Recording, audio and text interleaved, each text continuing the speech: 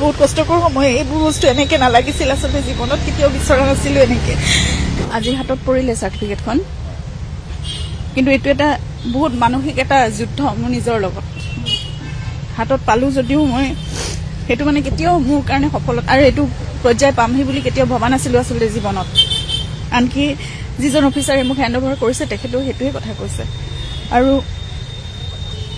যিখিনি কৰিছিলো একেলগে থাকিম বুলি, এতিয়া এইখিনি লৈ মই শান্তি কেতিয়াও পোৱা নাই একেবাৰে।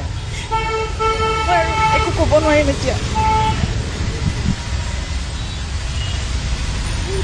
কষ্টকৰ সময় এইটো, বহুত কষ্টকৰ সময়। এইবোৰ বস্তু এনেকে নালাগিছিল আচলতে, জীৱনত কেতিয়াও বিচৰা নাছিলো এনেকে। কামখিনি কৰি দিছে কোৰ্টে, ধন্যবাদ জনাইছো কোৰ্টক। আৰু কি ক'ম আৰু বাকী তেওঁৰ কামখিনি কৰি যাবলৈ এতিয়া চেষ্টা কৰিম, সেইটোৱে আৰু। তেওঁ যিখিনি বিচাৰিছিলে সেইখিনি কাম তেনেকৈ কৰি যাবলৈ চেষ্টা কৰিম। তেওঁ যেনেকে কৈছিলে নিজৰ কাৰণে একো নাৰাখো, ময়ো একো ৰাখি নাযাওঁ।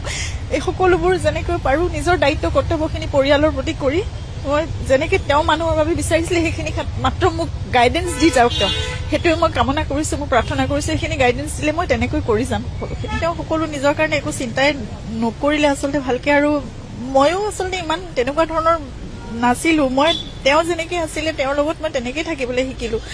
আৰু সকলোবোৰ আচলতে বেলেগে চব চলাই থাকিলে, কথাবোৰ চব তেনেকুৱা হৈ থাকিলে, খেলি মেলি। আমাৰে ভুল হ'ল এইবোৰ বস্তু। আমি বিশ্বাস কৰিব নালাগিছিল মানুহক, আমিয়ে বিশ্বাস কৰিব নালাগিছিল।